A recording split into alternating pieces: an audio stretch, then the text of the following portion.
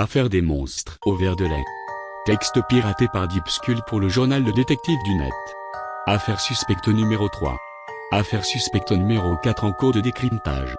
Ce qui suit est la synthèse d'une suite d'entretiens entre l'accusé principal du dossier et le psychanalyste Joseph M., groupe de travaillant à la section psychiatrie de l'hôpital B-. Nous avons volontairement réarrangé les réponses de l'accusé pour en faire un témoignage assez court. Alors, qui croit? Coupable ou innocent? Bonne lecture à tous nos abonnés. Comme tous les soirs, ma mère nous apportait un verre de lait aromatisé à la cannelle. Soit elle nous le donnait, soit elle le posait sur notre table de nuit. Ma sœur dormait sur le lit côté opposé au mien et finissait toujours ce verre de lait la première. Moi, je prenais mon temps, j'aimais le déguster, souvent en pleine nuit. Après un cauchemar, ça me rassurait de le boire. J'avais l'impression que ma mère se trouvait dans notre chambre et me susurrait les paroles d'une comptine. Je l'entends encore aujourd'hui, ma pauvre mère. Tout a commencé en pleine nuit. Ma maison était située un peu à l'extérieur du village, loin de la route, loin des bruits de la circulation.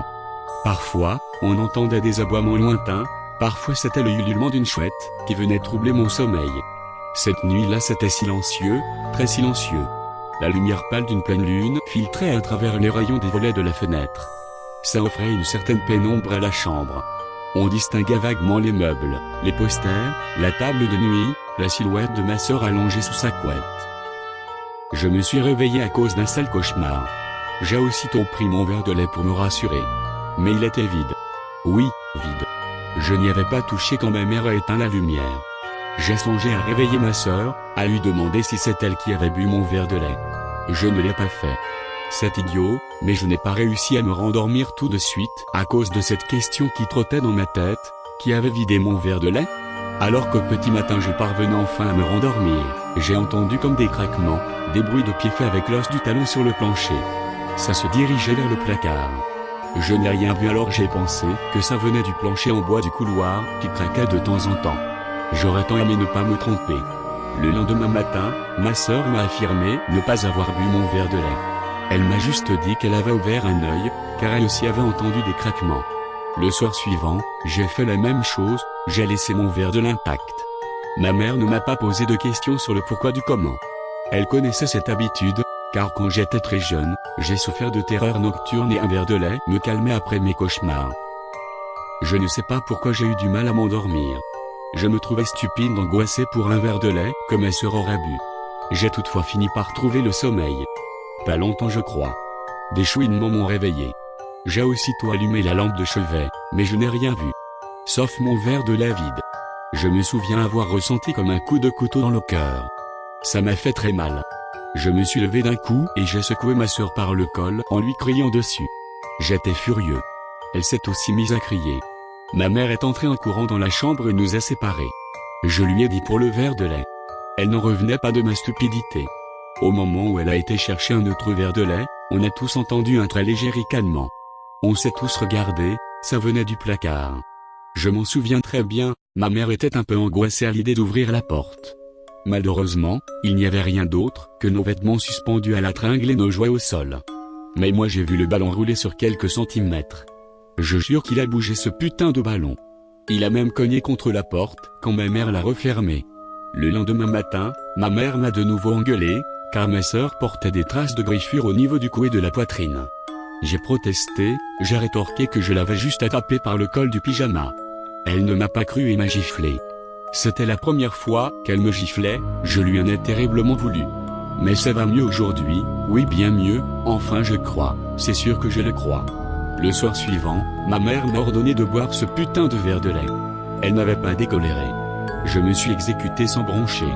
C'est là qu'on a tous entendu une sorte de couinement, comme si un chien gémissait.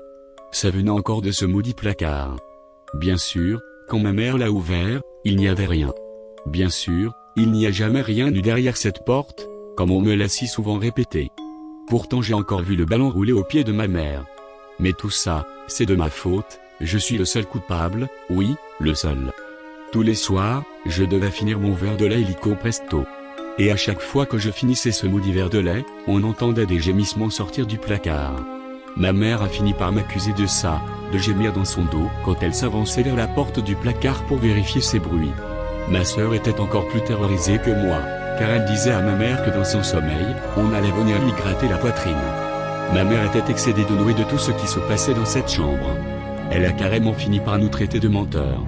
Je n'aimais pas qu'elle dise ça, j'ai toujours détesté qu'on me traite de menteur. C'est vrai qu'au fond de moi je commençais à ressentir des pulsions violentes envers elle. J'ai commencé à perdre le sommeil. Je dormais par courtes périodes et je me réveillais en sursaut, le front trempé de sueur, le regard rivé sur la porte du placard. La 4e ou 5e nuit, après le début de mon histoire, je l'ai enfin vue. À peine sorti d'un cauchemar, j'ai subitement plongé dans un autre. Mais celui-ci était bien réel. Je vous jure qu'il était réel. Haletant, suant, je scrutais la pénombre quand, sur ma gauche, là où dormait ma sœur, j'ai vu sa couette bouger. Je me suis dit que ce n'était pas grave, que c'était juste un de ses bras ou une de ses jambes qui animait la couette. Mais non, non, ce n'était pas ça. C'était impossible que ça soit ça. Ça roulait doucement dessous, ça allait et venait, ça formait des bosses sous le tissu. Et puis ça mâchait, je suis sûr que ça mâchait. La tête de ma sœur gigotait, geignait, des sons comme des crachats sortaient de sa gorge. Et puis j'ai perçu une voix roquelante, une voix qui répétait faillim, lait, vu lait. J'ai hurlé. Ma mère a couru. J'ai alors vu la chose rouler sous la couette avant de se jeter sur la moquette et courir jusqu'à la porte du placard, qui s'est refermée en claquant. Mais bien sûr, ma mère n'a rien vu. Elle s'est pris la tête en hurlant, car ce qu'elle avait vu, c'était la couette tachée de sang de ma petite sœur.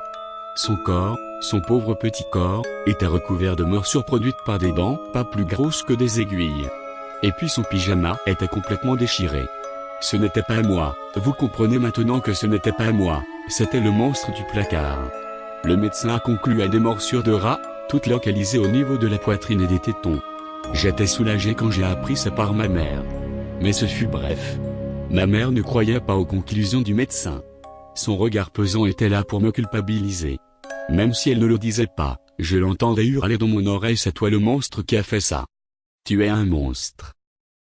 Dans la journée qui a suivi l'incident, ma mère a décidé que ma petite sœur dormirait avec elle dans son grand lit, que mon beau-père, en voyage d'affaires au moment des événements, n'occupait pas.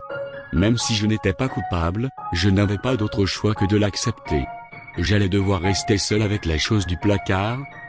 Ce soir-là, ma mère ne m'a même pas dit bonne nuit.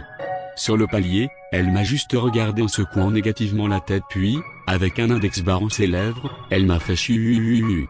J'ai retenu un cri, un hurlement devant cette injustice. Car elle me laissait seule avec la chose qui se trouvait dans mon placard et qui encore ce soir, n'aurait pas son verre de lait. Je ne sais plus quelle heure il était quand j'ai entendu les premiers gémissements. Je ne dormais pas. Avec ce qui s'est passé cette nuit-là et jusqu'aujourd'hui, je n'ai plus jamais réussi à dormir sans une forte dose de somnifère. Et qui le pourrait après ce que j'ai vu, qui? Le placard est grincé. Pleurant, tremblant, j'ai allumé ma lampe de chevet et malheureusement, la lumière n'a pas effacé cette vision cauchemardesque. J'ai vu une sorte de main aux longs doigts recourbés, comme des crochets se poser sur l'extérieur de la porte. J'ai vu sa peau craquelée et brune. J'ai vu les phalanges épaisses tapoter le bois comme si ce monstre était énervé. J'ai entendu sa voix roquelante, j'ai entendu ces mots qui ont glacé mon sang, Moon lait, j'ai vu Moon, lait. La chose est sortie si vite du placard, que je n'ai vu que ses 4 longues mains et un petit corps rouge et ridé, courir sur la moquette jusque sous mon lit en criant lait, lait. Mon matelas s'était mis à bouger, le monstre le poussait par en dessous. Lait, répétait-il sans cesse. Le matelas était carrément soulevé. À chaque coup, je ôtais comme si on me mettait un coup de poing dans le dos, ma mère a respiration à la porte. Là, avant de me hurler dessus, ses mots se sont bloqués dans sa gorge. Elle a vu cette chose, je sais qu'elle a vu ce monstre, car ses yeux se sont écarquillés d'horreur. À une vitesse incroyable, la chose a bondi sur elle en criant, là. Ma mère était enceinte. Avec ses longues mains, j'ai vu le monstre cisailler sa chemise de nuit et lui mordre ses seins pleins de lait. Je l'ai vu arracher le fœtus de son ventre et ouvrir une gueule remplie de centaines de petites arêtes en émail. J'ai vu le sang gicler de son corps, éclabousser les murs et souiller le parquet en gros bouillon épais. Je me suis évanoui.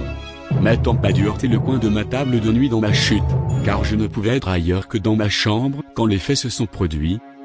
Je suis resté une journée dans le coma à l'hôpital. C'est mon beau-père qui m'a découvert dans la chambre de Manon. Il a dit à la police que j'avais dévoré ma petite sœur jusqu'à ne laisser que sa tête arrachée et ses membres disloqués sur la moquette. Il leur a dit que j'étais le seul occupant encore vivant de cette maison. Il leur a dit que les fenêtres et toutes les portes étaient fermées de l'intérieur quand il est rentré de son voyage, vers 8 heures du matin, soit quelques heures après les faits. Mon beau-père ne m'avait jamais aimé, et une fois de plus il venait d'en faire la plus cruelle des démonstrations. Ce qu'il a oublié de leur dire, c'est qu'il avait ramené un truc qui cognait dans sa valise 6 mois plus tôt, lors d'un séjour au Guatemala. Moi et ma petite sœur l'avions dit à maman, mais elle nous a affirmé qu'il n'y avait rien dans cette valise.